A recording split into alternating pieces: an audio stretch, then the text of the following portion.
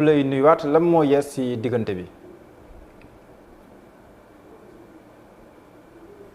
voilà donc Mouhamed Diallo dañoo toog sànq gis comme lu ñuy woowee lu mel ni renfort li nga xam ne ñoo di école ñoo ne éto police ñoo dala ñëw mais dispositif bi ñu gis comme ni nga ko gisee ci image yi nii moo di ñaari oto yoo xam ne ñu ngi taxaw ci buntu police bu jëppal muy wane ne daanaka est ce que nekkul Barthélémy Dias moom la ñuy génnee pour dal di ko transférer fan la jëm nag mooy question bi nga xam ne moom la ñuy posé wu mais quoi qu'il en soit voilà déjà une dispositif boo xamante ni jël nañu ko moo di auto police am na beneen boo xam ne ñëw na beneen côté bi barricade nañ ko ñaari oto taxaw nañu donc troisième voiture bi yaa ngi koy gis mu ngi noonu di avancer jëm fi nga xamante ni moo di rek ci buntu li nga xamante ni moo di maanaam commissariat bu jëppal mais en attendant ñi nga xam ne ñoo nekk jege ñaale mi nee nañ woo nañu jot nañoo jokkoo ak ñi nga xam ne ñoo nekk maanaam ces avocats woo nañu leen téléphone ku ci mel ni maître Khouraychi peut-être yegseeguñu exactement mais gis nga ko Cheikh Gueye moom moo nekkaale noonu à l'intérieur pour xoolaale exactement mais d'après dispositif sécuritaire bi ñuy gis ne daal ça ressemble que ni Barthélémy Dias pourrait être transféré exactement d'une minute à l'autre fan lay donné nag mooy question bi nga xam ne moo jot a posé wu mais en attendant gis nga ko aussi noonu ci image yi renfort jot naa amaale beneen auto police jot na ñëw ñett instant bi ñu toll nii ci ay auto police ñoo taxaw ci buntu commissariat bu jëppal transfert lay war a mën a doon wala lan lay war a mën a doon en tout cas sànq bi ñu déggee ki nga xam ne mooy kaddu ki nga xamante ni moo nekk maanaam imam Babacar Ndiaye moom tam jot nañuy dellu si waatal ci ñi nga xam ne ñoo nekkee avocat yi nga xam ne jot naa jokkoo ak ñoom peut-être ñu doon am yaxin ne dañ koy libérer d'une minute à l'autre mais est-ce que du nekk le contraire ndax lii moom li muy nirool lenn kese la mooy ba mooy tuul mooy que ni dañ koy dala rek dañ koy dala monsieur le maire waaw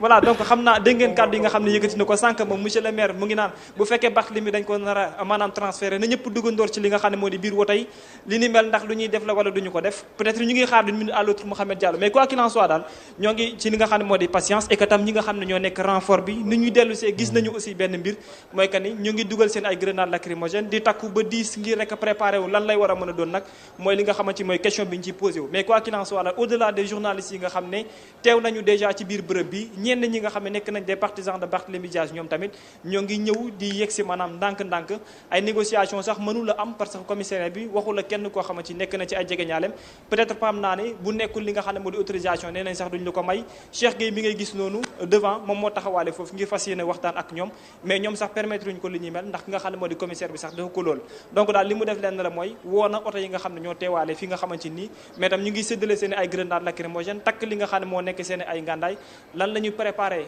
lan la ñu fas yéene def nag mën nañoo jàpp ne peut-être transfert daal ci lay bokk parce que 3 des voitures yi nga xam ne auto police la mu ngi taxaw ci bunt bi pour nëbbaale leen loo xam ne ci ay image la lu nit war a mën a génne est-ce que Barthélémy Dias la ñuy génne teg ko ci wote yi pour transférer ko beneen question la bu ñuy posé wu lan moo war a mën a xew ci li nga xamante ni moo di ci kanam ñeewal li nga xam ne moo di boobulee mbiru ki nga xam ne moo di Barthélémy Dias loolu aussi beneen question la boo xam ne war nañ ko mën a posé mais di leer ba dara mooy que ni les avocats de Barthélémy Dias ku ci mel ni maître Khouraychi ak ñeneen ñoo ngi sur le chemin pour ñëw fi nga xam ne moo di commissariat jëppal bu fekkee nag transféré nañ ko d'une minute à l'autre ñoom seen bopp sax duñ ko fi jot a fekk mais tamit nag li nga xam ne moo di commissariat bu jëppal ñu bari ci ay partisans donc nañu xool gis nga noonu Cheikh Gueye dafa mel ni ku am li nga xam ne moo di yéene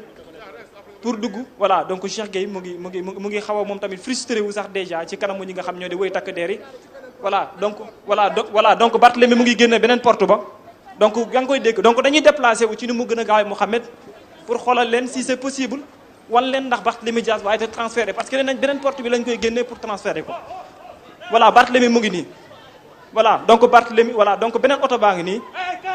voilà donc oto baa ngi nii ñuy jàkkaarloo est-ce que Barthélémy est à l'intérieur beneen question la ñuy posé wu amaguñu aperçu bu leer que ni ndax Barthélémy mu ngi ci biir voilà dégg nga ñu ngi noonu nee nañ nan na oto bi jaar seen kanam ay lii du yoon Barthélémy mu ngi nii ci biir oto bi Mohamed Barthélémy mu ngi nii ci biir oto bi Mohamed donc Barthélémy va être transféré Mohamed voilà donc Barthélémy va être transféré et ça commence à chauffer entre les partisans de Barthélémy et la police mooy li ñu mën a gisaale voilà vous voyez sur les images en direct sur Seneweb TV et seneweb.com voilà ce qui se passe dañuy bañ pour oto bi avancer parce que Barthélémy est à l'intérieur de ce 4x4 bleu et va être transféré voilà les images qui se passent au commissariat de Dieuppeul en direct sur Seneweb voilà ce qui se passe à l'instant donc oto baa ngi nii mais dañoo bañ oto bi avancer oto baa ngi delluwaat ci biir commissariat bi donc oto baa ngi delluwaat noonu oto baa ngi delluwaat à l'intérieur oto baa ngi delluwaat ci biir donc dañu doon def diversion mais malheureusement pour eux malheureusement pour la police les partisans de Barthélémy Dias ont compris le jeu voilà ñu ngi nii gis nga ko oto bi delluwaat na mais renfort bi ñëw na gars yi ngi arriéraat est-ce que oto bi dina génn dem c'est une autre question qu'il faut se poser mais Barthélémy Dias ce qui est sûr et certain mu ngi ci oto bii nga xamante ni mooy avancé ndànk-ndànk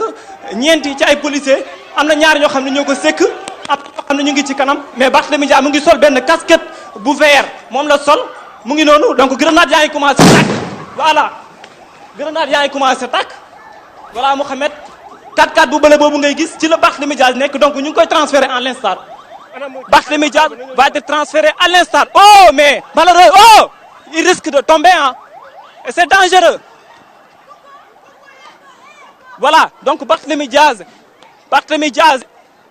est transféré où exactement donc ñu ngi leen di toppal information bi en attendant Mohamed Diallo voilà ce qui se passe au commissariat de Dieuppeul loolu mooy beneen question bi nga xam ne moom rek la ñu mën a poser waale pour l'instant mais quoi qu'il en soit Barthélémy Dias est en chemin d'être transféré dans un autre lieu où exactement nag mooy beneen question qu'il faut se poser déjà Mohamed Diallo voilà ce qui se passe au niveau de Dieuppeul et du commissariat de Dieuppeul. waaw Babacar Kébé ñu may la nga dal tuuti ñu xoolaale image yi nga xam te ni moom la ñuy gis nii mu mel nii foofu mu toll nii foofu noonu aux environs du commissariat de Dieuppeul mi ngi commencé am ay mbiicoo ak ay mbaalo li ko waral moom mooy Barthélémy Dias gannaaw bi mu fasee woon yéene bu ñu sukkandikoo si ay ñegeñaalem bi mu fasee woon yéene dem sa centre ville ngir distribuer fa ay xob bi maanaa ay flyers looloo waraloon gannaaw ne amoon na ñu ko jiitu woon fu mel ni Petersen looloo waraloon ñu dankaafu ko si Baobab fa nga xam te ni fa la dëkk waaye mu mel ni ku bëggoon a dem la comme ni ñu ko gisee sànq ni ñu ko image yi wonee mu bëggoon a dox ak tànkam mu mel nii tamit ku bëggoon a forcer pour dem la waaye ñu mujjee ka jàpp yóbbu ko commissariat bu Dieuppeul gannaaw loolu yi tamit amoon na mbooloo bu commencé woon takku bu fay dem ngir neneen ngir ñaawlu tegandi loxo bi nga xam te ni tegandi nañ ko loxo foofu noonu sa commissariat bu Dieuppeul gannaaw loolu yi tamit gis neen ay yenn leader yu bokk Yewwi Askan Wi yoo xam ne nii ñu fa doon dem ku si mel ni Cheikh Gueye bi nga xam te ni moom Yewwi Askan Wi la bokk si genn wàll si geneen wàll yi tamit moom mooy